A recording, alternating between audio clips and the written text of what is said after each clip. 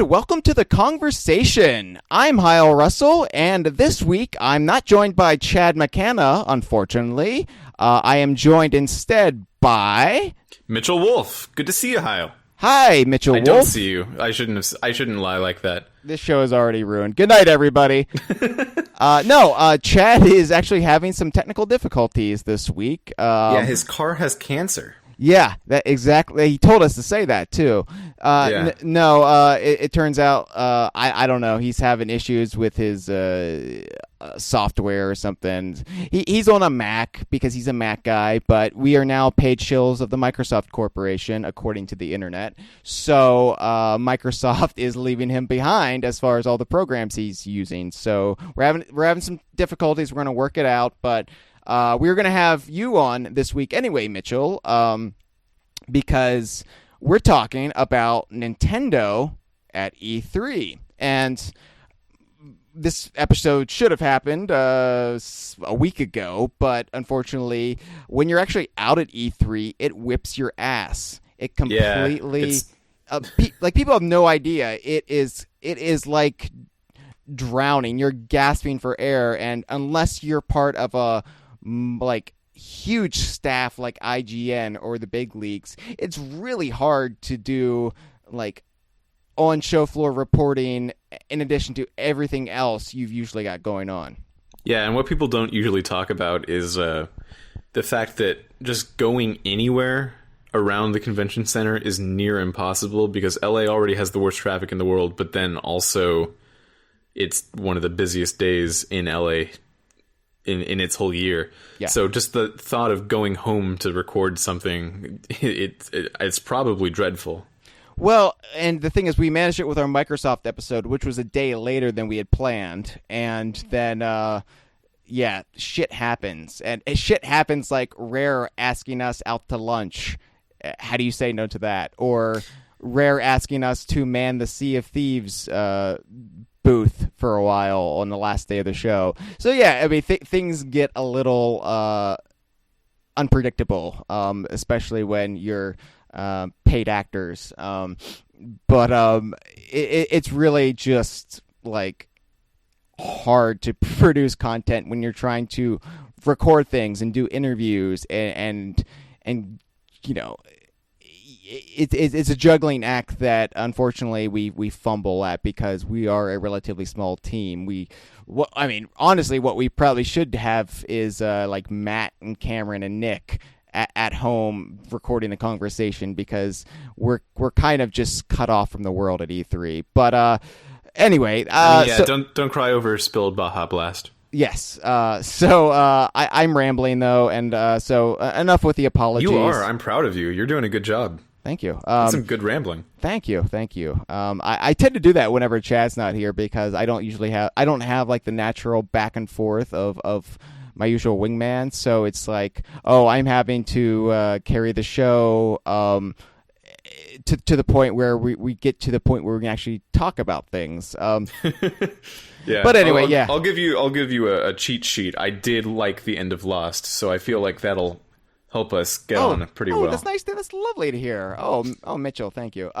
So anyway, you've been on the show, Mitchell, for people who've been listening for about a year now. You were on our post Comic-Con episode. You actually let us in on what Rare was up to at Comic-Con. This was right around the time they were promoting Rare Replay, and of course, you're a regular caller and a fixture of not only the DK Vine forum, but the DK Vine Forum Watch, which is the unsanctioned, recap of the happenings on the DK Vine forum. Never been a better time to join. Yeah, I love the Forum Watch. I started doing it probably also about a year ago when regular host of the show, Scraps69, had to start planning for his wedding and stuff, and now that he's all done with that, I'm planning for my wedding right now. Does that stop me? No, I'm here every week. Well, he came back eventually, and then I like the way that they've set it up so anyone who wants to, that is familiar with the forum, can kind of just record anything they want, and it becomes part of the Forum Watch. People don't like it when I do it. We did recently do a trilogy of E3 episodes The first of which was with me, staffer Matt, friend of the show Kev, and friend of the show Mamechi, and then the next two were with me and Saf, other usual host of the show. So if you wanted to hear that, maybe do that. There you go. There's the plug for the Forum Watch. I actually did listen to the Microsoft one right after the Microsoft conference, and yeah, it was a good show. It was funny because I had listened to it after I got home when I was recovering from my post E3 flu. I got the convention flu this year, and oh, did you? Oh, it was terrible. I've never been sicker. It was like my head was in a vice. It was awful. But yeah, I was listening to this. It was funny because I was hearing your perspectives on things like Sea of Thieves before you actually got a chance to play Sea of Thieves at the show. But yeah.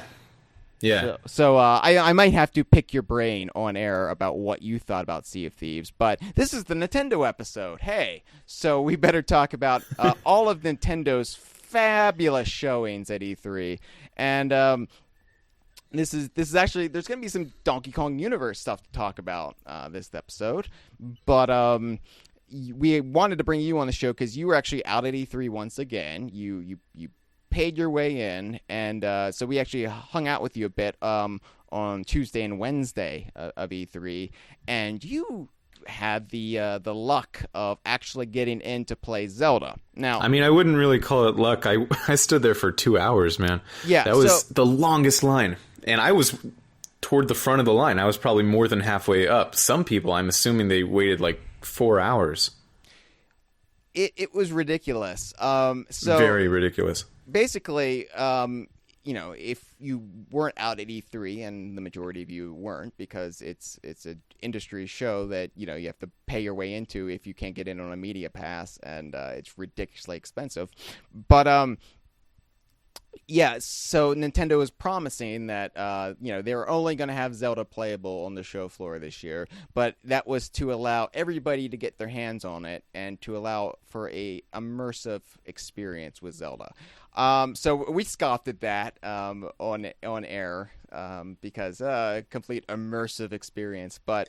Okay, first, in Nintendo's defense, because I am not biased against Nintendo for the last time. It's not going to be the last time I'm saying that. I'm probably going to say that again this episode because I have to get very defensive about my positions now when it relates to Nintendo. But in Nintendo's defense, it was, from what I was able to see of the actual setup, it was really cool. Yeah, it was cool, man. It was really cool. It was actually immersive. Describe it, because I only got to saw it in little peeks here or there.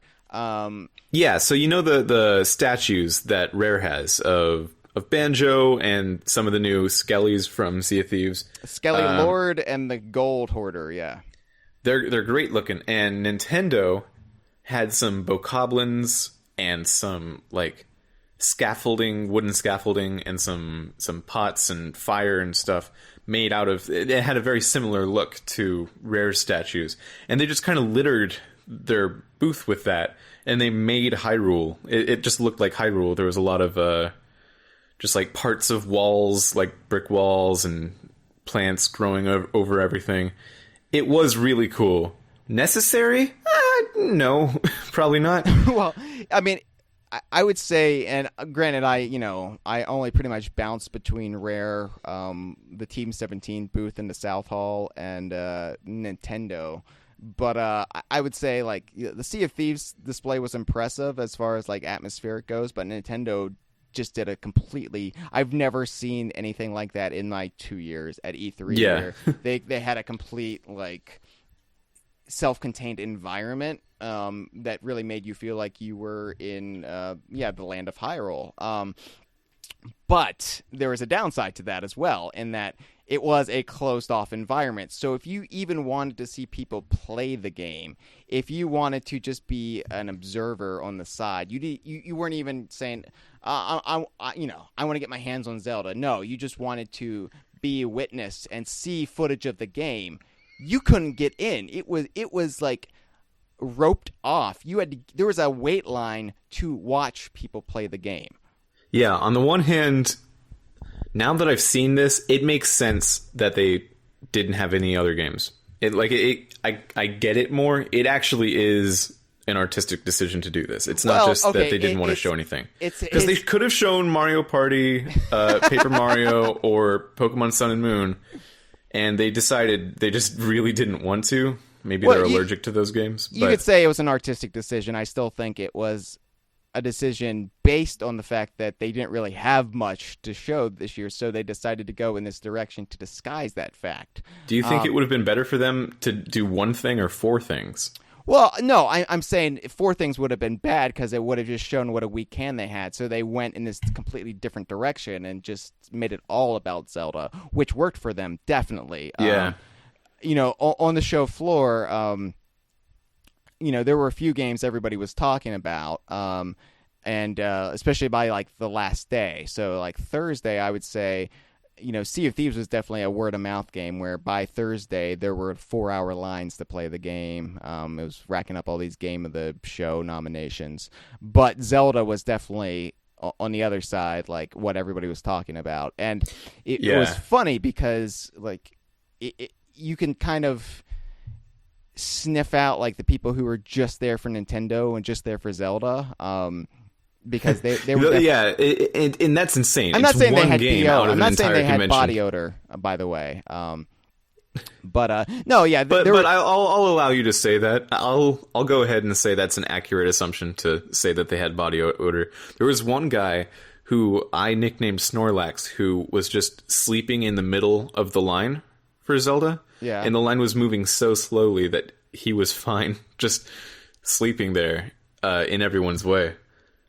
That's a real thing that happened. That's an E3 magical experience that you're not going to get anywhere else. Yeah, I wonder if he was our line buddy, because apparently the line buddy, the guy we always meet in line to the Microsoft conference, because apparently we had heard rumors that he was seen on the show floor of E3 sleeping in various places. So could have been him. Who knows? Maybe he was your line buddy too. Do you think maybe he goes into E3 with the plan in mind to just be like, yeah, I'm going to sleep everywhere. I'm going to sleep in Hyrule. I'm going to sleep on the Sea of Thieves boat. I'm going to sleep everywhere. He might be narcoleptic too. Like, we might be like ragging on him, but he might actually have a serious medical condition. So, well, if you want to bring the show down, yeah, I guess maybe. Wow. All right. Yeah. Oh well, no, he's still a weirdo. I don't care. He would be a weirdo independent of the involuntary sleeping. So, not so like-minded weirdos. So, the thing about E3 that people who aren't at E3 don't realize, and that I didn't realize until last year, is you really have to manage time and make concessions. You can't just go there saying, "Oh, I'm going to play Zelda. I'm going to play this. I'm going to try out the VR stuff." Mm-hmm. The stuff that has serious lines, and like we saw it at the Sea of Thieves booth, which is where we were basically camped, Chad and I, for the better part of the 3 days. But you kind of pick, if you want to play one of the major games, you pick one, and then that's your day. That is your day. You have to basically ignore everything else. Yeah, pretty much. If you were, and I'm glad I'm not too into, well, I am into third-party stuff for sure, but this E3 there wasn't a whole lot for me, so I'm glad that I didn't have to go between halls and go check out different games. For the most part, I was only into a few things, and that helped me out by not having to stand in line. I don't think I would have had time, especially because I ended up not going on the third day because I hurt my leg. But yeah, it like. Did you hurt it at E3 or like after the fact? I hurt on Tuesday morning. As soon as I was going into the hall for the first time, I was pushed, and then I kind of twisted my knee, and then I was just I realized, well, fuck, I'm gonna have to stand on this for the rest of the week. Cool. I'm glad nerds trampled you. This is why Chad and I didn't get there until like the doors were opening, because there was really no point unless you like had to like rush to the Zelda line or rush to another line that you wanted to get in. Because you're gonna get in. So and Tuesday's always the worst day, it seems like, as far as crowds go. It definitely tapers off, I guess, due to mounting injuries. Well, usually I mean, and this is true for most things. Usually on Thursday it tapers off.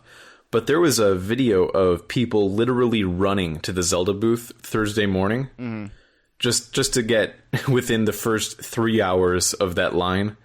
Insanity. It only ramped up. Yeah. Zelda, man, crazy. We went to the Sea of Thieves booth first thing on Thursday, and people were running to get the Sea of Thieves, too. So that's awesome. Yeah, I know. We almost got trampled ourselves, but it was nice.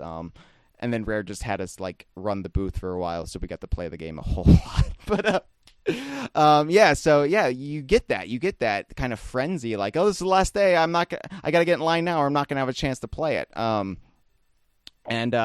Chad and I basically made the concession early on. Well, we're not gonna play Zelda at all. I mean, this can't happen. We're here for DK Vine, and unfortunately, there's nothing Zelda related about DK Vine. So we were. Except for Link in Donkey Kong Country 2. Yes. Which I believe Adam Park reminded us of. Or did you remind him? We reminded him of it, although... Oh, okay. He was curious about whether or not Zelda fit into the DKU. Not. There's no, like, homegrown Zelda characters that are DKU, obviously. But anyway, yeah, so I did not get to play Zelda, and granted, this is the Kongversation, so we're not really going to talk about Zelda, but I am curious, how is Zelda, Mitchell? Because I'm upset that you didn't get to play it, honestly, because I think if there's a Zelda game for Hyle, it would be this one.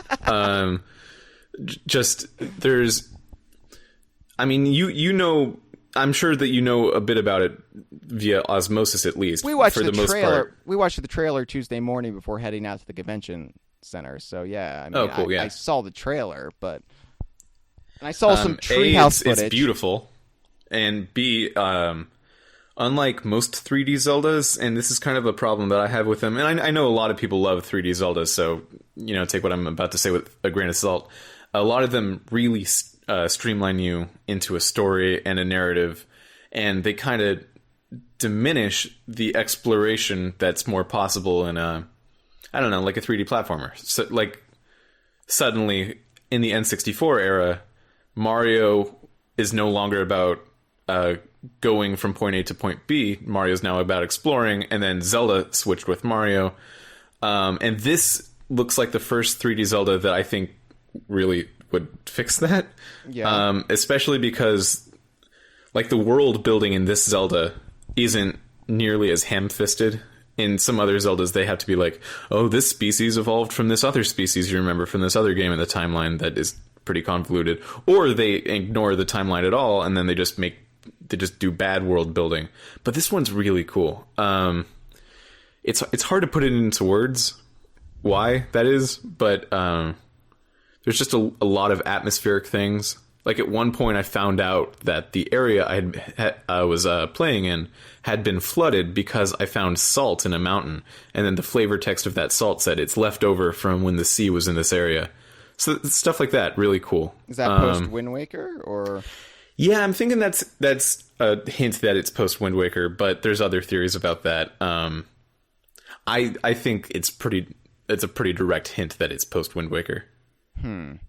Yeah. Interesting. Like I can't keep up with the Zelda timeline, honestly. I have the Hyrule Historia, and I've read through it, but it's not at the forefront of my brain because my focus is on the Donkey Kong universe and Rare and Platonic now. So it'd be really cool if there was a Mario and Donkey Kong version of the Hyrule Historia, maybe made by fans, because that would be the only way that, like, it could reference both Banjo and Mario and stuff like that. Well, that's the thing. Like, I would rather it be a Rare version that somehow could reference the Donkey Kong stuff and just, because I'm coming at it from a different perspective than even a lot of our listeners, where I don't give a shit about the Mario stuff. Yeah. So, if you view the DKU as having started with Banjo-Kazooie, you do lose Conker and Donkey Kong, but it's entirely unaffected by the buyout. So maybe that would be how it would work. Who knows? And my brain is so hardwired at this point. It has to start with Donkey Kong Country. Like, that is like the ground zero. But anyway, getting off topic here, or maybe getting on topic is more apropos. But speaking of ground zero, Mario Party Star Rush. We'll get to that. We'll get to that steaming pile. Oh, all right. Chad gave us a couple notes since he wouldn't be on the episode. He's like, now don't be too hard on Mario Party Star Rush. Yeah, the two things he told us to do were not say that he has car problems or cancer, and not to be too hard on Star Rush. So I guess we failed so far on both counts. I'm not going to be hard on Star Rush. It's just, what the fuck is this? So anyway, what you're saying though is the new Zelda. I mean, it's very much like just. I mean, it's obviously in nature, but it kind of harkens back to the original NES game where you're kind of just out in the wilderness and there's no villages or towns, and that's cool. And everyone's kind of saying that, but I think the main bit that people are missing, and I think this term originated on a Kongversation. It has a very, very strong sense of quiet mysticism. There's no soundtrack playing during the regular gameplay at all. It's just like a lot of atmosphere sounds, wind blowing, birds chirping, stuff like that. And it makes it feel so quietly mystic. And I really love that. It's a fantastic atmosphere, fantastic tone. I keep bringing up Sea of Thieves, and I apologize. But it is interesting. No, I mean, Sea of Thieves. I'm wearing a Sea of Thieves shirt right now. So am I. No, but it is interesting that you have these games being developed in parallel, because Sea of Thieves is exactly the same way. Music only plays during combat, or really when you're successful at combat. There'll be other places where music plays in the game, but it's mostly just ambient sounds and for that complete immersion. So it's and there's that word again. So it's nice to see that. I don't know if this is a trend for the industry. I love a good game soundtrack, but it's kind of cool that, they're looking at ways to really make you feel like you're living in this world. And it's not really something I usually associate Nintendo as doing. So it's kind of cool to see. And, I have a lot of fond memories of playing the original Zelda on the NES, like when I was like super young. And so, it's kind of cool that they're getting back to that. And the 3DS one from 2013, Link Between Worlds, I thought was maybe one of the best Zeldas. So, excuse me, I don't even know. But I thought it was maybe one of the best Zeldas, and they seem to be kind of regaining traction with that whole series right now, which is really good because they've lost a lot of traction in pretty much every other regard. What I like is the back to basics feel is good because it also kind of saves the series from the gimmickry that it was kind of falling prey to. I guess starting with Ocarina of Time, but that's really pushing it. But it was basically like, oh, here's Zelda on the ocean. Here's Zelda in the sky. Here's Zelda, but there's the shadow dimension, the evil dimension. I don't know, but and some of them are obviously more interesting or more successful than others. Like the thing Zelda, but the same 3 days over and over again is infinitely more interesting than it's in the sky. I like that this game, you can make a case, oh, it's Zelda but in nature, but it also just feels like, no, it's just Zelda, and they're not trying so hard to really set it apart from the other games. I would say maybe if you were to do it, I would say it's Zelda, but with technology. There's a little bit of a technology vibe going on. But I would argue that's just a flourish rather than the overriding hook of the game. Yeah, and another Nintendo game where the theme is nature versus technology. Yeah. It's like the 1000th of those. I mean, and it's a bit weird to do that in a fantasy set. I guess it's not weird to do that in a fantasy set. I mean, Lord of the Rings did that, but it's still good to see. I mean, that's one of my favorite themes. It's why I'm a Rare fan, because that's something they keep going back to. So, as a granola crunching wannabe hippie, I do appreciate that. But okay, so you played Zelda. It was fun then. How long did you get to play it? I got to play for like 35 minutes or so. This is why nobody got to play the game, because they couldn't cut people off. There are two different demos that they let you play, and I thought it was done after the first one, and then they said, do you want to do the second one? And I I wasn't sure if it was a special thing offered to me because I looked particularly handsome that day or what, but it turns out no, everyone is offered this. You were drawing the attentions of the booth babes.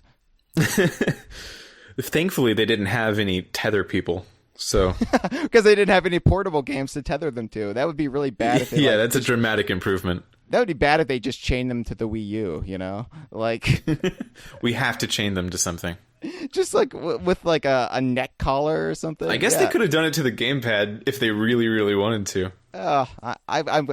I'm glad Nintendo is slightly more progressive this year with their use of models. It's just yeah. There wasn't so much BDSM over in the Nintendo wing this year.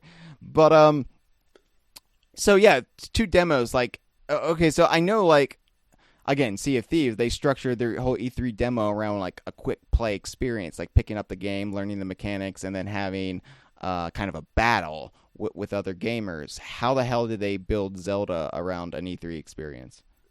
So what I noticed is a trend recently, and I really like this trend, is that demos for games are no longer just early parts of them or a guy in a sandbox. They're specifically made for like trade shows or just to be made for a demo. And that's really cool. It's obviously a lot more work. But when they can put in the effort for something that is that cool, it definitely works out. There were 2 demos for Zelda. The first one was they just put you in the middle of the Great Plateau, which is the starting area that's pretty much old Hyrule, and I'm assuming, again, I don't know for sure, but I'm assuming this is after the Wind Waker flood. And you just run around and you can find... It's a lot like Minecraft, how you can just find materials in the wild. Like they gave you a bow to start out with, and they probably didn't have to, because you could have just punched a tree enough times until it became wood, and then used that wood to craft something else. Technically, a tree is always wood. I mean... Yeah, I guess so. Wood. It's not like unless like a tree is made out of plaster or something, and then you punch it and it becomes wood. I mean that would be a more interesting game, a bit of a psychological horror thing until you melt in the plaster and die. I want to play that Zelda, but I found out that you can cook frogs very easily. Actually, okay, can you be a vegetarian in this game? Because I saw the you can be. Yeah, can be. There's a lot of gathering as well. Like there's a lot of fruits that you can pick from trees. Okay. Yeah, and I mean Zelda's kind of always had that imprisonment of at least insects theme going on, a little bit of a recurring motif.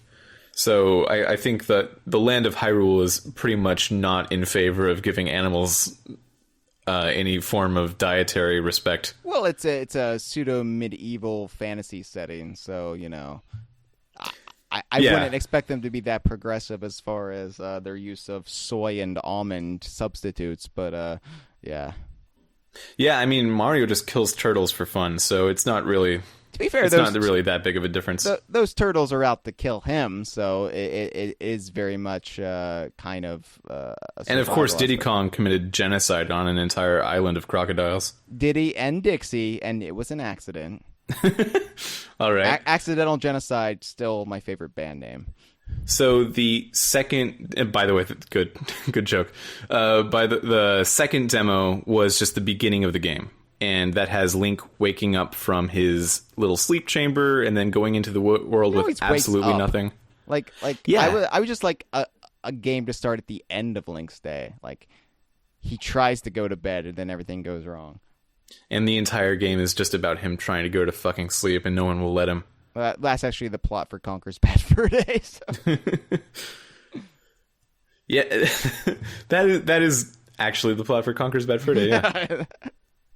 Zelda, plot, yeah. Good game. I'm very excited for it. I'm not quite as excited for it as Yooka-Laylee or Sea of Thieves, but it's a very close number 3. But I hate Nintendo.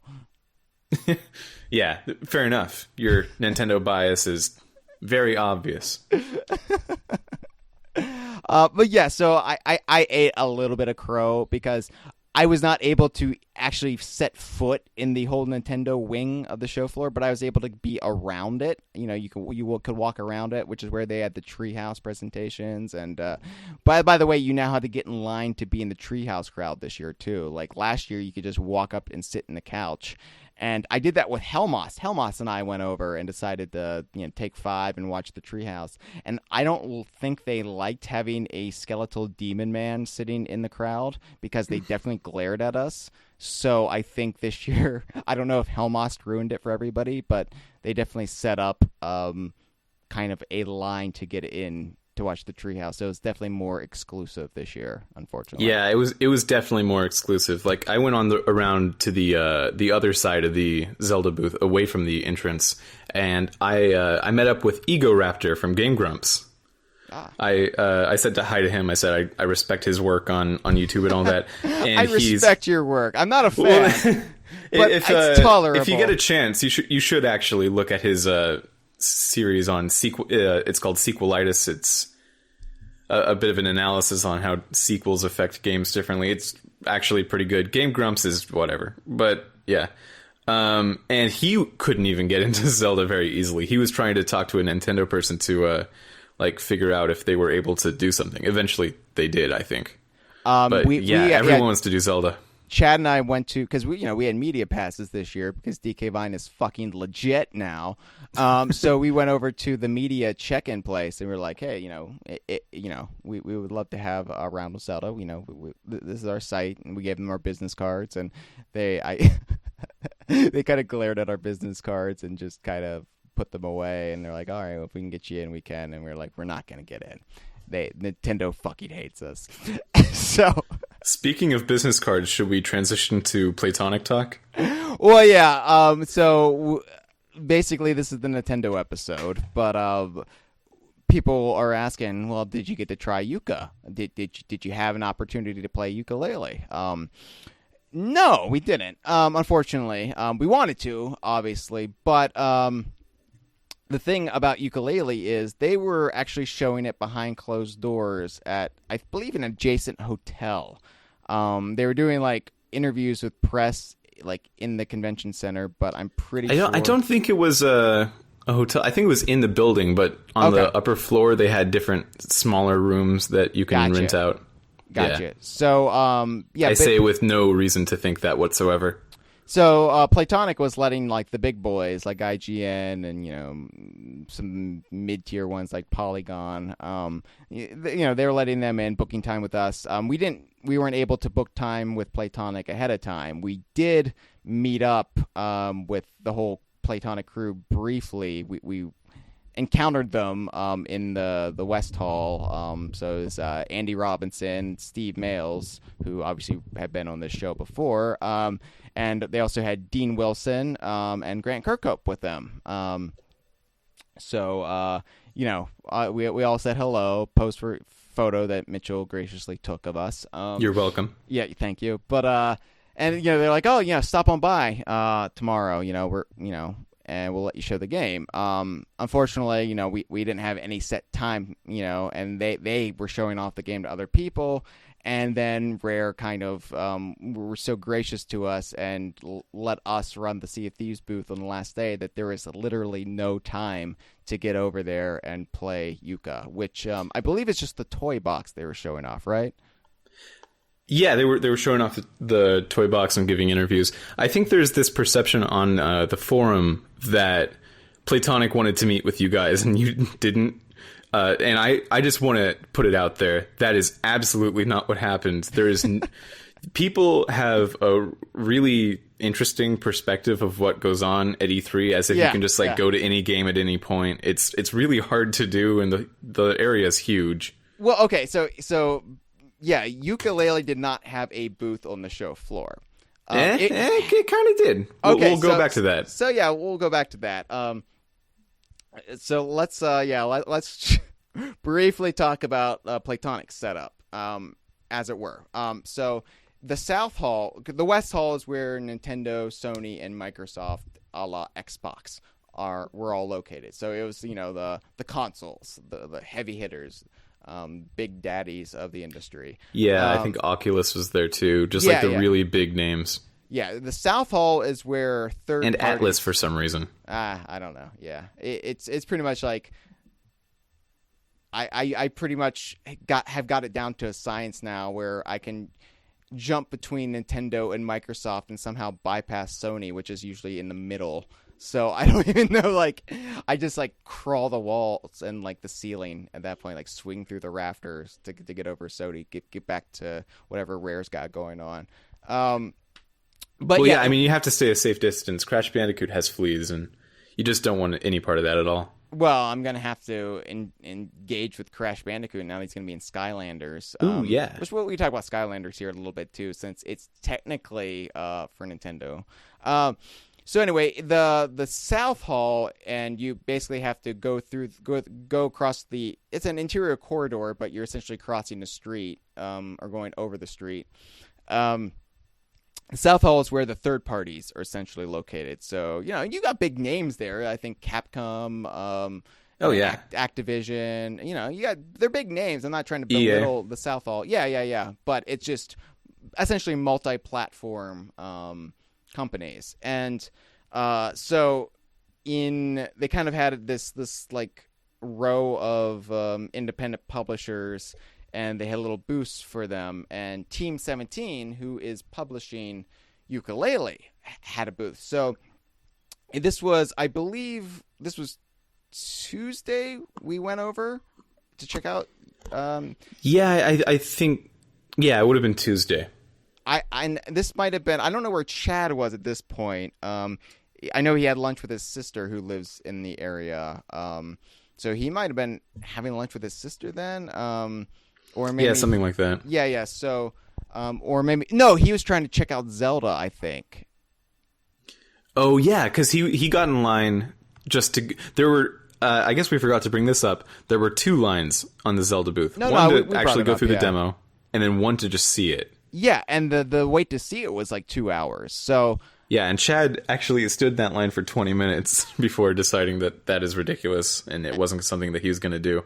Yeah. So Mitchell, I think you and I decided, well, let's have lunch because I'm starving, and we were like, do you want to check out the Team 17 booth? And I was like, yeah, absolutely. I saw that there was a Team 17 booth in the little E3 planner they give out. And I was hoping that there'd be at least some person maybe to talk to about Yooka-Laylee. I had no idea what to expect. Yeah. So anyway, we trekked down to the South Hall, and boy, it was like being in a different world. I was like, I had no familiar paraphernalia. Like, there's no Nintendo characters, no Rare. It was just like, where am I? That's really where the weird stuff is. Like, there was a booth for Mafia 3 there, and they were just cooking alligator. They were grilling and barbecuing alligator. Right. Just for people. It was that's so crazy. This is the week that alligator ate the little boy in Disney World. So, maybe it was cathartic for people to cook alligator, but I don't know. I'm sure Nintendo is cooking up crocodile over in their section, since they're so anti-Kremlin, but...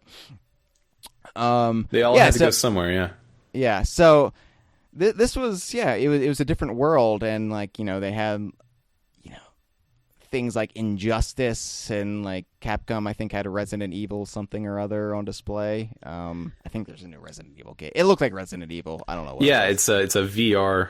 Well, I mean, it is Resident Evil 7. Okay. So it has a focus on VR. So we walk past all these games. And I'm looking for some like sign that says Team 17 or something. I didn't expect it to be big at all, but what we found was essentially a TV monitor on a stand, and then a tray full of business cards. It wasn't even a tray full of business cards. The business cards were just on the table, like connected to the booth. Yeah, it wasn't made for this. It wasn't. I'm doubting that. There were supposed to be a number of business cards here, but I'm holding one right now, and it says Justin Ost, Team 17, Digital Account Manager. We met Justin the next day. Chad and I did. Did you? Yeah, so anyway, we checked out the Team 17 booth, and we were like waiting for the Yooka-Laylee E3 trailer to come up on the TV, but the TV was frozen. So it was just like, oh. So what I did was I left one of my business cards on the table, and I was like, well, that way, if Andy or somebody stops by, they'll know we stopped by, and looking. Did something happen with that? I mean, I assume they got it.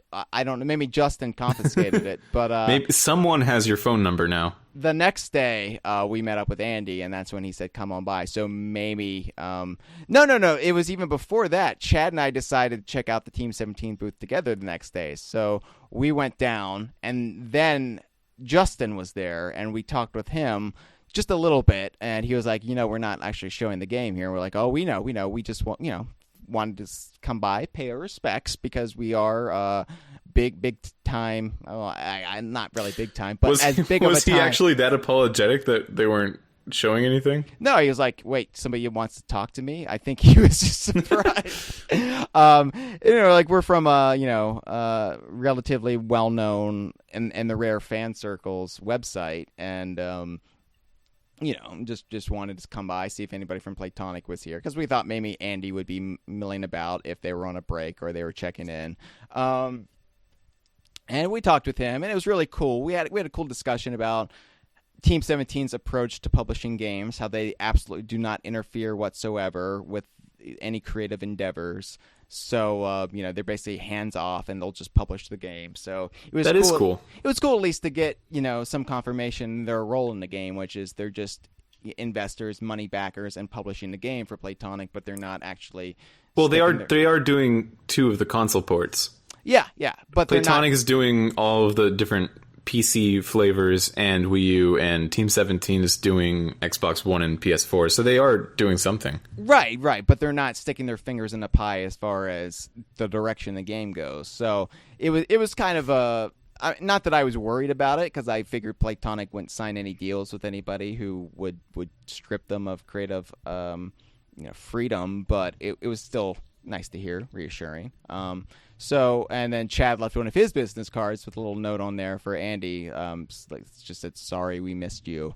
And then I think it was when after we met back up with you that day, we encountered the whole Playtonic crew and essentially got an open-ended invitation to check them out behind closed doors, but one that never really came to fruition, unfortunately. But I also don't feel that bad about it, because it's the toy box, and we're going to be getting the toy box in a few weeks. Yeah. So I'm like, well, I'll just play it at home, and it would be great to interview these guys again. But again, we had just interviewed Andy. We don't have a date on that toy box, do we? July. That's all we know. Sometime in July. So I think late July. But it'll be July 1st at 12:01 a.m.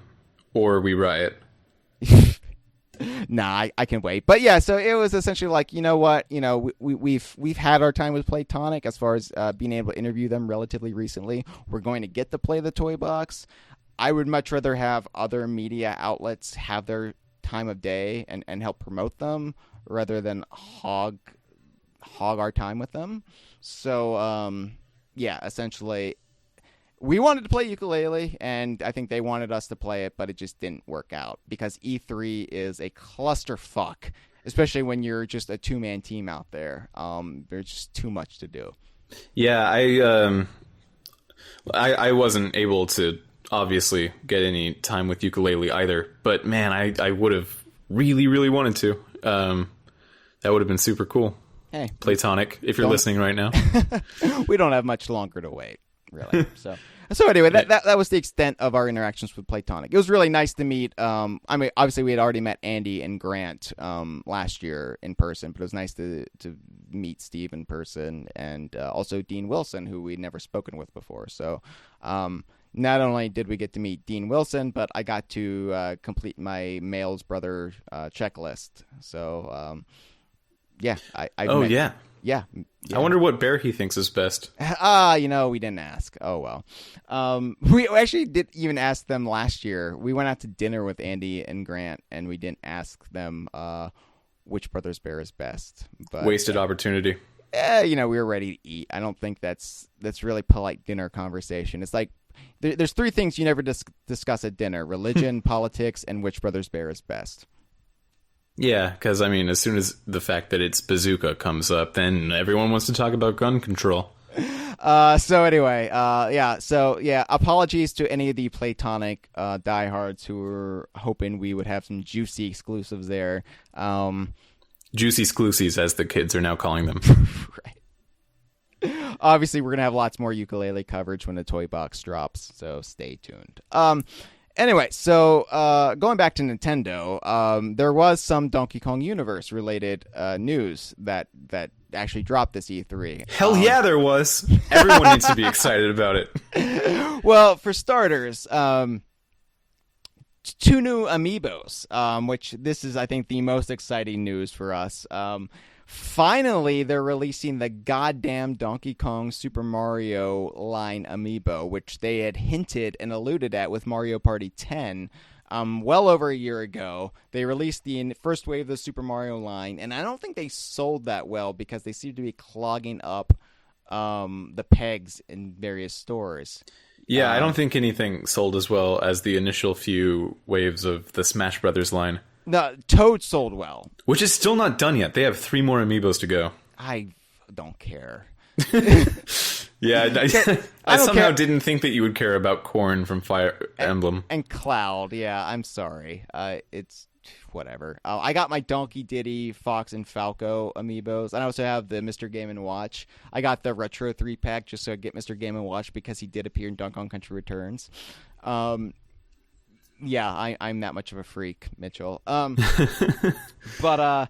no, the Super Mario line, they had that amiibo mode in Mario Party 10, and Donkey Kong Smash Brothers amiibo is compatible with it, of course, but the actual in-game representation was this amiibo that seemed to be hinting that there was going to be a Donkey Kong release in the Super Mario line. And it never came. And I actually bought everything up in the Super Mario line just because I wanted to have the in-game models for this Mario Party 10 mode, because it was one of the more substantial things amiibos unlock in games. So I actually do own all the Super Mario line, including Silver and Gold Mario. I found both of them. Nice. Which I was shocked I found a Gold Mario. But seems like a lot of effort for someone who is self-reportedly not a very big Mario fan. No, well, here's the thing. Like, I don't despise Mario. I respect. Again, I respect it. Like you respect the guy from the Game Grumps. That is not how I feel about him, by the way. But I'm just giving you shit. No, I'm not a diehard Mario fan, but I like Mario games. I like certain Mario games, and but the thing is, if I'm gonna have a set, I want to have the complete set. It's like me and Skylanders right now. So yeah, it's like I feel like I can ignore the Super Smash Brothers, line of amiibos besides the ones I want, but with the Super Mario line, it's small enough. I might as well just go all in. But yeah, so anyways. The second wave of Mario amiibo are Wario, Waluigi, Princess Daisy, Rosalina, Boo, Donkey Kong, and Diddy Kong. And the Diddy Kong looks really cool. Yeah, so I was surprised that Diddy was part of the wave. Like, Donkey Kong was to be expected, but Diddy?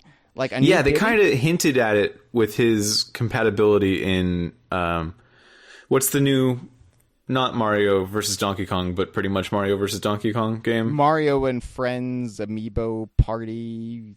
Yeah, something. Yeah, whatever that is. Diddy Kong was in that, and that was a little bit strange, but cool. I mean, like, it's a very good-looking figure. Yeah, it is. It's him sitting on a barrel, and the only thing I kind of grit my teeth at is he's got the anime eyes. So basically, in a lot of the Mario games that Diddy started appearing in, the Mario sports titles, starting with his first non-rare appearance in Mario Golf Toadstool Tour, his pupils would do this thing where it was, I guess, supposed to be him like blinking or something, but instead of actually having eyelids come down like it had in every game before then, his pupils just make this like become distorted in this weird shape. And it sounds like a nitpick, but when you see the figure, it's kind of hard to look at anything else. Yeah, I like the figure, and I'm more than happy to have any Diddy merchandise. He is my favorite video game character. And I'm glad that he gets a second amiibo, especially since the Diddy amiibo doesn't really feature into too much as it currently exists. So at least this will make Nintendo use the Diddy software a little bit more. But I can't say I'm a big fan of those anime eyes. I wish like they would just reestablish that Diddy actually has eyelids like a monkey actually does in real life. But it's fine. It's a nitpick. It's fine. Interesting to note with this series of amiibo is that Boo is glow in the dark. Boo is glow in the dark. Yeah, that's it. Is he always glow in the dark, cool. Or is that a chase figure? Is that like a repaint that's like one in every box shipped out, or do they all glow in the dark? I think they all glow in the dark. I'm pretty sure. Okay. It says on all of the renders of the amiibo box, it says glows in the dark, as if to be very excited about it. So those amiibo are all supposedly compatible with Mario Party Star Rush. Mario Party Star Rush is the one DKU game they announced from Nintendo, and alongside Yooka-Laylee and Sea of Thieves, it's a little underwhelming, I would say, but yeah, it's a new 3DS game, so it's not part of the console lineage. So this is not Mario Party 11. When we first heard Mario Party Star Rush, Chad and I both thought, oh, they're finally getting away from the numerical naming because Mario Party 11 would just sound so sad at this point. But no, it's part of the 3DS game. It's a sequel to the Mario Party game that was not DKU, Mario Party Island Tour. It did not have Donkey Kong or Diddy in it in any capacity. But this game is DKU because it at very least has Donkey Kong as a playable character. I'm not sure how Diddy's amiibo factors in. I do. I kind of know. I think a little bit. Pick me. Okay. Explain. Teacher, pick me. Explain, right. Mitchell Yeah. Wolfe. Thank you. So there's one mode in the game, and this is the only mode in the game that they've announced so far, even though that they've said that there's other modes in the game, called Toad Scramble. Everyone plays as a different colored toad, which is fine. It sounds like an omelet with mushrooms in it. Yeah, yeah. The fact that everyone plays it as a different colored toad it's understandable because, I mean, first I don't really like it because it's just over abusing the fact that they have this huge species of toads that they don't really give too much independence. It still burns my ass that they call the species toad. When I was a kid, mushroom retainer. Yeah, or mushroom people. Mushroom retainer was a job, and then toad was the main mushroom retainer for the princess. It's lazy to the point of nauseating that they just decided to name the species toad. We already have Yoshis. We already have like almost every other Mario species. The name is the same as the species, and I hate it. I like individual, unique characters, and this is my gripe with Mario. This is my primary gripe with the Mario cast, and it's the dog named dog trope. Yeah, it's pretty. Honestly, it's a little bit embarrassing that they will keep doing this forever. I mean, look, the Donkey Kong series weaned me. Nursed me from a young age. I sucked its supple nipple, and it taught me that critters could be named Crunch. You have Kip and Cass, and Barrel Blast kind of blurred the lines because there was a couple Kremlings in there that just had the same name as their species. But whatever. My point is, I don't like it when it happens, even in Donkey Kong. Chaps my ass. So Toad Scramble. Yes, Toad Scramble. Involves 1 to 4 people going around a more grid-based board, recruiting the main characters. So you play as Toad, but you try to recruit Mario, Luigi, Peach, and I'm assuming because there's a Diddy amiibo, Donkey and Diddy as well. Oh, so this actually isn't like you have to scan in the amiibos or to recruit them, or what? I don't think you have to, and they haven't exactly said what they're doing, but I'm using context clues here. Context sensitive. To put it together that, like, if you use the compatible amiibo, they will maybe give you some boost related to that character or something like that. But you can normally just go around the board and find them. It sounds shit. I'm sorry. Okay, so here's the thing about Mario Party that they've been doing for the last several iterations. They've been trying to speed up the gameplay. This actually started... The experimentation started, I believe, in Mario Party 5, but they kept the core experience untouched until they introduced the cars. And basically, like, one of the chief complaints about Mario Party was it's too slow. It takes forever. And, like, yeah, it's a board game. You've never played Monopoly? Like... They take forever. Like, part of it is watching individual people take their turns and observing them, and then it's your turn. That's the way board games go. If you keep trying to tweak Mario Party to the point where it doesn't resemble a board game, then what is Mario Party? Yeah, it's definitely strange that they would go in this direction. I mean, this is just one of the modes. I don't want to give them the full being shit upon feel that they must feel listening to this episode of the Kongversation, which I'm sure they will. Nintendo bias. I hate Mario. Maybe there's another mode that is just completely old-fashioned, like Mario Parties 1 through 4. But maybe not. Yeah, it would be nice if Nintendo actually spent time showing off this game at E3. Like, yeah.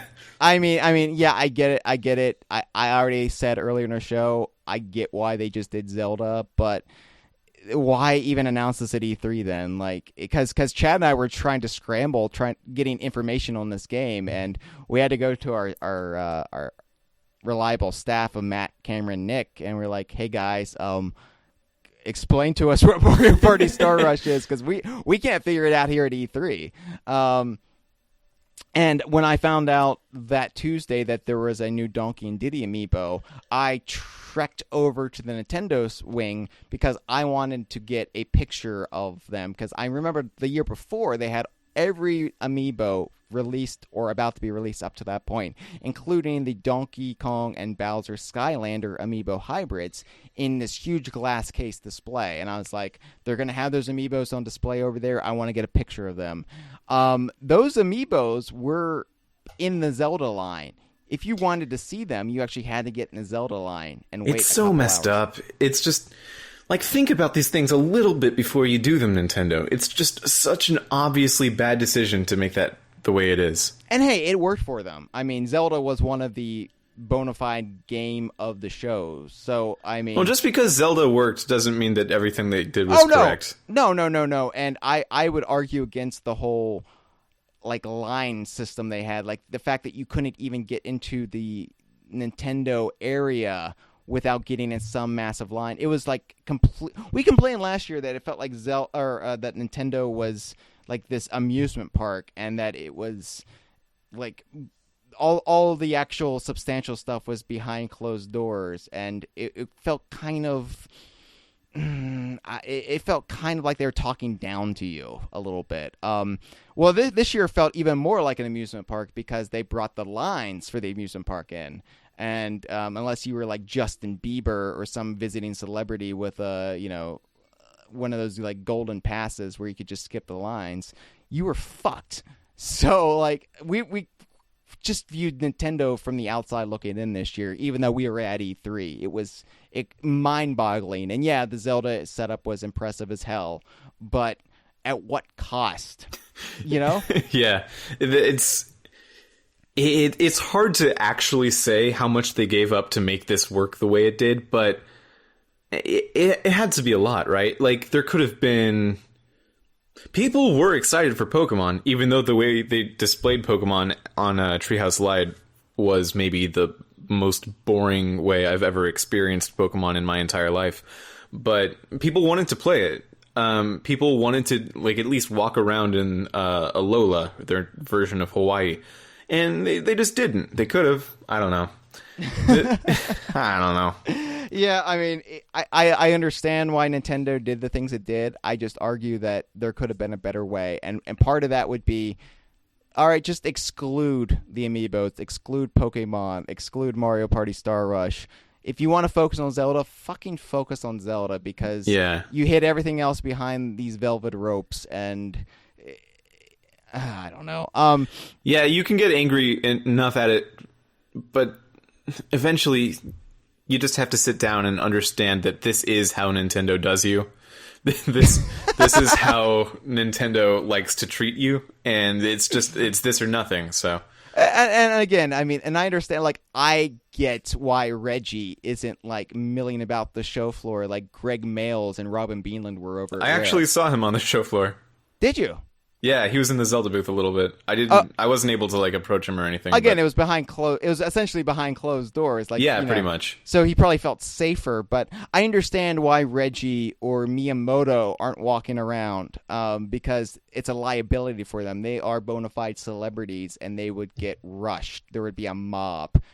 I get it. I'm not saying like get out here, Reggie, and interact with us commoners, but but maybe throw us a Trinan from time to time. Maybe we get a little time with Bill Trinan. Something would help it rather than nothing. Again, I most of the Zelda developers probably only speak Japanese, so I understand why they're not like interacting with the fans. But it was my complaint. Like, where's like Retro? Where are the people from Redmond? Why aren't they showing off the game? Like, There's this weird divide where they hire models to show off the game, and meanwhile, over at Rare, you can talk with Greg Mayles, the guy who made Banjo-Kazooie and Donkey Kong Country.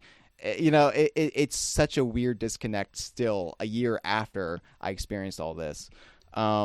Speaking of Retro, one piece of Nintendo E3 news that kind of got swept. No, swept is the word. I'll do that one. I like swept, though. Let's try sweep. It was swept under the rug a little bit. That leak from that woman whose name escapes me right now that said that woman whose name escapes me. It's a terrible name, but it's a family name, and she has a very, very proud family. They came on the Mayflower. Her grandparents would be proud that she's carrying on the lineage. Anyway. She did the leak that said that both Monster and Retro are working on titles that are not Donkey Kong or Metroid. And she also said that the Link in Breath of the Wild is a woman, and that is not the case. Yeah, so it looks like her leak is wrong. So Retro might be working on it, probably not still, but it's now possible again that they might be working on a Donkey Kong game. Well, we know Monster is working on a NASCAR game, so unless they're able to multitask and also develop a Diddy Kong Racing on the side. Look, I believe in Kevin Callahan, but I believe Diddy Kong can be in NASCAR, but yeah. The very first episode of the Kongversation was Diddy Kong Racing Wii U rumors, and in the last 3.5 years since we've been doing the show, this is the rumor that will not die, and I feel like the health of the conversation is tied to this rumor. So yeah, I mean, back in the day, you used to be able to think Rare and then Payon maybe, or maybe just Nintendo themselves. They'll do something with they'll make a Donkey Kong sports game maybe eventually. It's a big franchise, but now you don't dare think those thoughts. No, Diddy Kong Racing is really the only hope you have left for something weird coming out of Donkey Kong. By the way, how disgusting is it? And I'm just going to call it disgusting that there's been... Mario Party Star Rush is the 14th Mario Party game in the main line, 15th if you count Mario Party E, 19th if you count all those coin arcade games in Japan. If you fudge the math, we're close to 20 Mario Party games in the last, what is it? I guess 17 years, 16 years, yeah, something like that. When was Mario Party 1? Was that 98? 1999. Yeah, well, 17 Japan, years. In Japan, it came out 1998, came out in the States in early 1999. Japan doesn't exist. Look, DK Vine has a very Western-centric viewpoint of things, just to keep it simple. If we started factoring in Japan release dates and all this shit, then we would fucking lose our minds. It's a lot to keep in your head. So, want a fun fact about Mario Party Star Rush? Yeah, absolutely, I do. It is not confirmed for Japanese release. Yeah, it's actually coming out in Europe and Australia and New Zealand first, and then it's coming out a month later in North America. They've and then just maybe never in Japan. Yeah, they've been doing this weird thing where North America gets things last as of late. Like they did it with the Yoshi's Woolly World and a couple other games, and I'm like, why? Like, I mean, yeah, but we did that to Europe forever. It's just karmically correct. Maybe Japan's turn is next. Luckily, Donald Trump will turn things around, and he'll make sure he puts America first. Maybe Donald Duck will do it. Shout-outs to Mamechi. Yeah. There's going to be like an anecdote. Lots of E3 anecdotes in our E3 wrap-up episode, but we did meet Mamechi. Let's get this out in the open. We met Mamechi's mom, Ancient Ape, the ACZ, and Mamechi's mom. Yeah, wonderful woman. Hello, Mamechi's mom, if you're listening. We had a brief meetup with them because they went to E3 Live, which was the E3 Junior. It was the E3 for the public where they barely had any games. I mean, it's like 3 juniors, junior. It was almost nothing. Friend of the show, I can't say that. I'm not the show. I can't declare who is friends with it. Kev from the Logcast. He was gonna fly over to Los Angeles to go to E3 Live because he got a ticket for E3 Live. And after I saw E3 Live, I'm just, oh my god, thank God you didn't do that. Yeah, that would have been so much of a letdown. I heard it was pretty rough. Yeah, but yeah, they were there, so we didn't have a lot of time, but we made some time to go out in front of the Staples Center and meet up with them, and we filmed something with them. So be on the lookout for that at some future point. And they also gave us some Baja Blast as a gift, which was much appreciated. That was a really good gift. No, it was cool to meet them.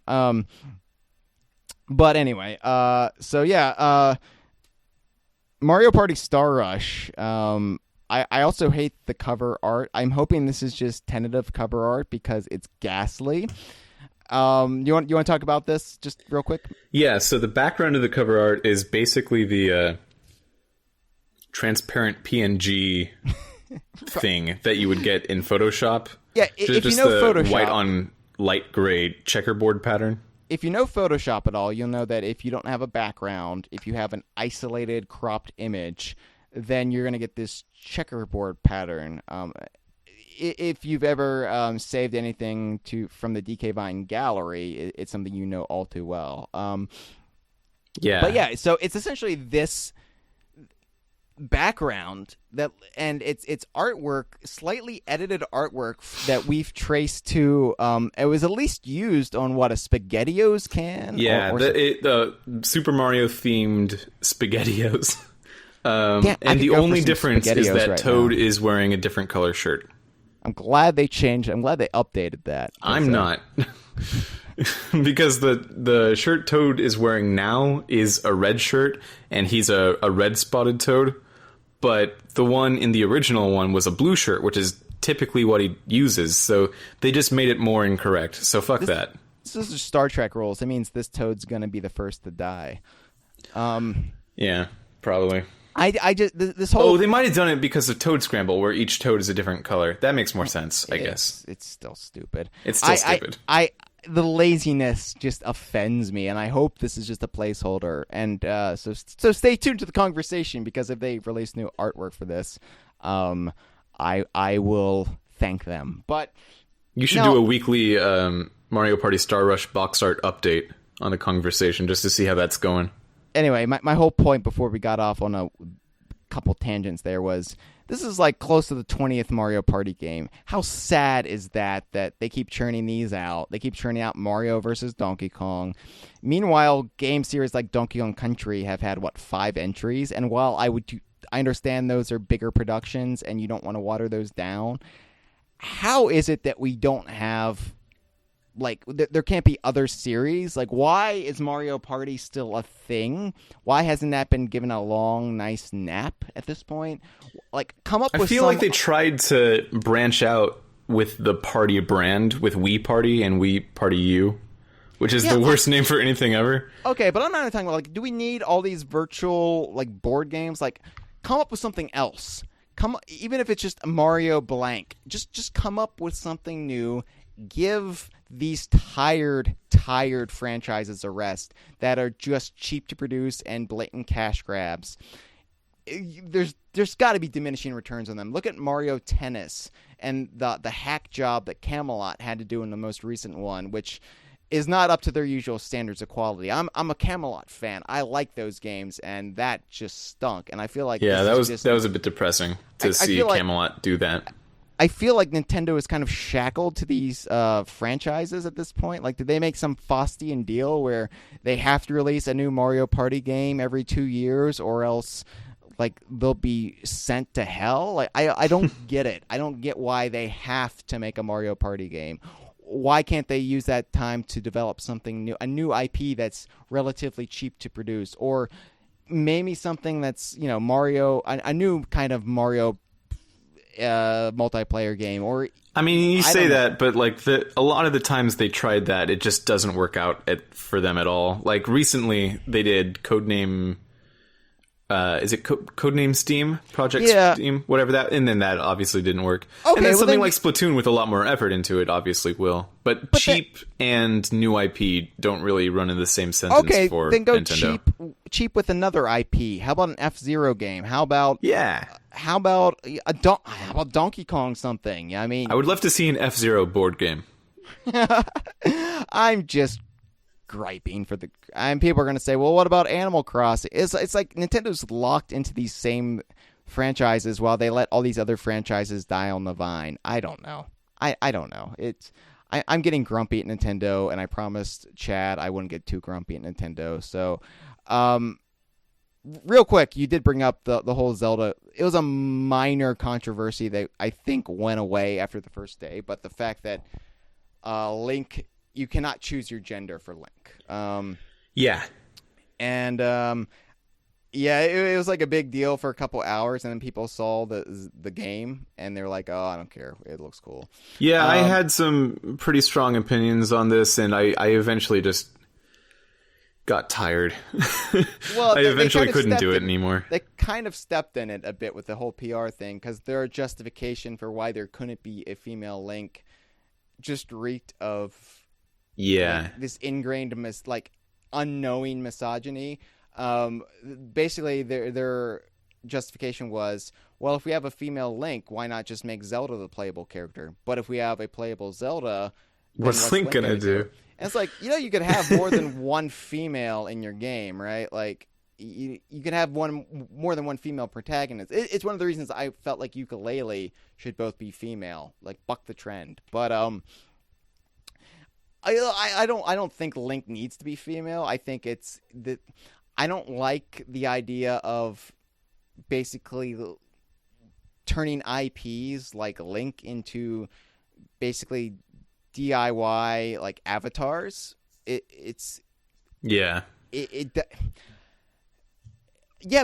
a Zelda game where Zelda's playable. Do it. I don't know. Like, Nintendo should have gotten out in front of the storm before it was even allowed to brew. Like, they should have seen it was coming when the rumors started and immediately nipped it in the bud, and instead they just let the rumors build until it was a foregone conclusion. Yeah, they have said that they are considering doing a spin-off with Sheik soon. So maybe that would be cool. I would like that a lot. Yeah, spin-off. But if they actually end up doing that, I'd be super surprised. But like, seriously, why can't you just give Link a game off in a generation? Just have Zelda or Sheik be the star of the Zelda game. It's fine. Have Link be the damsel in distress for a change. My usual philosophy on like how game characters should be is that if it's a multiplayer game and you have to like interact with other people, give the player complete control over making it whatever they want to be. But if it's a single player game that has a story, maybe don't do that, because it just diminishes the character of the game if you can choose this many things about it. It's like, obviously, if you want to make a girl one, maybe just make it a girl one for everyone. It's not like guys aren't playing Tomb Raider or Metroid. So, I don't know. It still would be nice to see a female-led Zelda game, but just choosing it for Link or somehow switching Link's gender, I don't think would be the way to do it. Yeah, no, I agree. I don't even like that you can name Link whatever you want in Zelda games. You know? Yeah. I don't like that. It bothers me. Like, whenever I'm playing a Zelda game, I will just name him Link. Yeah, it's just so ingrained that his name is Link. No one doesn't think his name is Link. Yeah, it's weird. Anyway, the only times I don't like it are when like they're new properties and they give players that choice to create their own character and then try to take it away in sequels. Like Knights of the Old Republic was a Star Wars game I raved about, and you could essentially, I'm going to drop some spoilers about this game, but you essentially named your own character, created your own character, and then you found out later in the game that your character is basically a mind-wiped Sith. And it was a really cool reveal, but then that character became so popular that they started featuring him in other things, and they took away essentially everything you could have contributed to the character in your own personal canon. So, you know, it's a tightrope to walk, but yeah, something like a similar thing is in Pokemon Gold and Silver. You meet up with Red, who is the version of you from the last game, and like Gold and Silver doesn't know what Pokemon I had. It doesn't know what starter I chose. It shouldn't pretend to. It's right. I don't know. You made that a character when it wasn't a character before. Right. Nobody told me when I was playing Pokemon in 1998 that the canon name of this character was going to be Red, because that's stupid. That's stupid. Yeah, I mean, it makes sense sometimes. Like, Pokemon is one of those exceptions that is a story-based single-player game for the most part, where I actually do really like the customization of the character, but no, I like it but the whole point about Pokemon is it's your collection, so you shouldn't have this, like the human character is worthless, so why try to assign an identity to it? It's supposed to be you. That's my argument. Anyway, we're getting off track here. So in conclusion, wait. Do you want to tell me anything about Skylanders? I don't know anything about Skylanders. Oh yeah, Skylanders. I mean, we don't have to if you don't want to. I remember like when we went to the South Hall, I was like going to scope out Skylanders, but we couldn't find it, and I couldn't be bothered.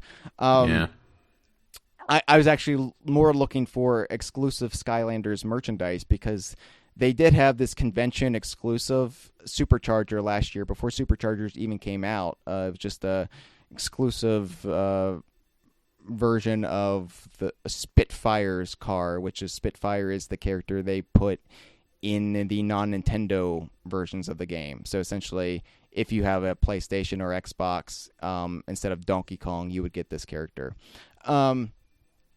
But so I was seeing, do they have any convention Skylanders exclusive stuff this year? But I couldn't find anything. Upon retrospect, we probably should have checked Activision's booth for that. But yeah, it was not immediately findable.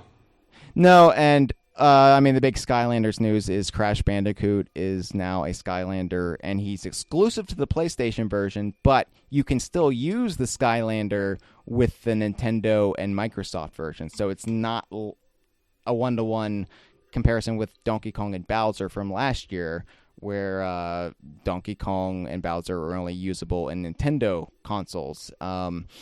So, yeah, you could technically bring Crash Bandicoot into the same game as Donkey Kong, but for the first several months, he's only going to be bundled with the PlayStation version. And I assume eventually they're going to release a separate release of him, much like they did Donkey Kong and Bowser. So, yeah, and of course Donkey Kong is still going to be playable in the Nintendo version of Skylanders Imaginators. Imaginators.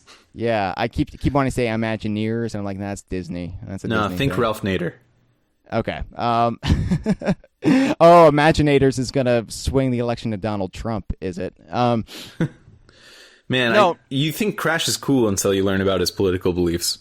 Yeah, he's actually very, very racist, which is why he's named after the movie Crash. Like everyone from the 90s, they're very unassuming until they start to talk about Muslims. Yeah. It's very unfortunate. He's also got the same skin tone as Donald Trump. Wow, that was like, okay, 5 back-to-back really dumb things to say about Crash Bandicoot. No, that was good. I'm glad Crash. It's funny. Crash Bandicoot's now a Skylander because you've got obviously Skylanders is built on the back of Spyro. So you got Spyro, you've got Crash, and you've got Donkey Kong. So really, you just need to get Banjo and Kazooie in there, and you've got like this holy trinity of '90s 3D platforming. You know? Yeah. Oh well, you got to get Gex. You're of course missing Gex. I said holy trinity. That would be a holy quadrilogy, I believe is the terminology. Holy quartet. I don't know. Yeah, I guess Gex. I guess sure, Gex. Why not? Gex might be a cool looking Skylander. I don't know because I feel like Gex is kind of mid tier because like then you start getting into what. Oh no, of course he is. Of Bubsy course, yeah. And like. I don't know, Bubsy like, is low tier. That's yeah. You can say Ratchet and Clank and but I think of Ratchet and Clank as post like that was like early 2000s. Yeah, it was. I would say Jack and Daxter would be the better. Comparison there. Yeah. But anyway, yeah, it's still cool that all these icons from 90s gaming are now technically part of the same team. And of course it sucks for me because I'm going to have to keep buying Skylanders. The amount of money that you've put into Skylanders is absolutely astounding. You've got to wait though. Like that's the thing, like Toys R Us runs these like epic sales every weekend. Like this weekend they had a buy one get two free like on like the last 2 generations of Skylanders. So you can clean up if you just like bide your time and know when to strike. So anyway, yeah, Skylanders, god damn it. So yeah, that's Nintendo in a nutshell. And anything you would like to add to the experience? You were flirting with a booth babe, and Chad and I totally blew up your spot. I would like to apologize about that. It's fine. It's like a dog chasing a car. I could conceivably catch up, but once I get there, I would have no idea what to do. So yeah, behind the whole Nintendo floor space, there's like this setup where it was like a kind of like a place to eat last year, but they didn't have the food cart this year. So it's the entrance to the fabled Nintendo urinals. That I actually took a picture of and shared with the inner circle. So you took a picture of the urinals? Yeah. There's nobody in there, so I was quick. But yeah, so if you were an inner circle member, you got to see the Nintendo urinals, and I believe the response was gross, because like the urinals themselves are slightly rusted. Yeah, they are not great urinals. They're not what I would call a luxury urinal situation. No, they were not Trump Tower urinals. They were not plated with solid gold. But anyway, yeah, so you were sitting there, and Chad and I just happened to run into you. We were like, hey, Mitchell! And totally ignoring that you were sitting with a booth babe. It's yeah, no, it wasn't actually anything. It's fine. Oh, good. I feel better now. So anyway, yeah. Any final thoughts on Nintendo's stellar E3? Nintendo turned Zelda around for me. Like, before I actually went there, I was under the impression, okay, I mean, it's going to be Zelda and it's going to be cool, but, like, I'm a fan of Zelda. I am. Absolutely. But there's no way it could be a whole E3 worth. And it kind of was, so good on them. They took a huge risk with that, and I'm not going to say it was fine, but it paid off a little bit, at least. As obviously I'm somebody who's in all in for Sea of Thieves and Yooka-Laylee. Like those are the games and those 2 games are still my number 1 and 2 games to expect right now. And everyone I met at Rare was fantastic, even though this episode isn't about that, but still, it cannot be overstated how cool it is, or how cool Rare people are, just as people that you could, conceivably go grab a beer with. It would be that kind of buddy, immediately, without them knowing you very well at all. As somebody who has actually grabbed beers with these people, I will concur with that statement. They are that cool. yeah. So anyway, my point was, as somebody who's really only into this E3 for 2 games, Zelda did impress me from what I was able to see. And not much, but just everything that I've heard from you and other people, it sounds really cool. And at the very least, it's going to give the Wii U a nice swan song, or maybe the NX a nice leg up. But yeah, so real quick then, Sea of Thieves. What did you think about Sea of Thieves? Yeah, Sea of Thieves is great, though. You just want to talk about Sea of Thieves for like 5 more hours? That'll be fine with me. No, just because this is a game. Obviously, Chad and I played in secret a couple weeks back. Yeah. But you hadn't played, and I know you started the an infamous. It's funny. You started this thread on. I think you started it on the DK Vine forum about which will sell better. Oh, yeah. Yooka-Laylee. You started that when Chad and I were out at Rare, so we were actually reading this thread while talking with the Rare people. We were like, "Oh wow, look at this! look what our forum thinks about your game." So now I feel like I should use my ability to speak to a large group of people at the same time right now to say I started that thread because I really appreciate what Rare had going in the 90s in terms of competition between teams. And I know that Playtonic and Rare are different corporate entities now, but I still view them as different teams that aren't really competing for anything, really. But the fact that they're doing games at the same time might foster a little bit of competition that helps out both. So, I mean, that's where it was coming from. I wasn't trying to say this game is going to sell better than the other. I was just trying to start a discussion about it. Maybe that was not the right time. No. I mean, that's the healthy way to view it. That's the way I wish more people would view it. From you can be a fan of both, and maybe both will bring out the best in each other. Yeah. But no, it was funny just seeing the results. How like at the time, like, nobody had any faith in Sea of Thieves. Even though there's plenty of people on our forum who were looking forward to it. This was after Chad and I had just played it, and we were just like all about Sea of Thieves. And it was just fun. It was like, oh man, I wish people could play it to get an idea of what Sea of Thieves actually is. So now that you've played it, how do you feel about the game? Well, now that, I mean, I kind of didn't really get it until I played it. Yeah. It's hard to put into words why it works as a game, because a lot of people online are saying things just like, so it's just like you just don't have anything to do, you just go around. And I want to be able to say, I mean, yeah, that's true, but it's fine because it's such a cool thing to do to just go around. Well, and also it's the build that was at E3. There probably will be missions of some sort, objectives, or at least goals that you can do. I'm talking out of my ass. I don't know. But I guess I would still say, I'm still going to say Yooka-Laylee's probably going to sell better, but that's not really... Yeah, that's not important, really, to anyone. Sea of Thieves looks fantastic. I can't wait. I really hope they're doing that open beta sooner than later. Although it is a little bit weird to be excited for an open beta. Do you feel this way? I feel like if I get excited for the beta, I can't get excited for the launch. Or I believe it's going to be a closed beta. Oh, yeah. Still, though, like if there's going to be a beta where people can play it, the excitement is now spread out throughout time, and like it's a little bit diluted. I miss the old days back when I could just wait for a cartridge and then put it in with no DLC, man.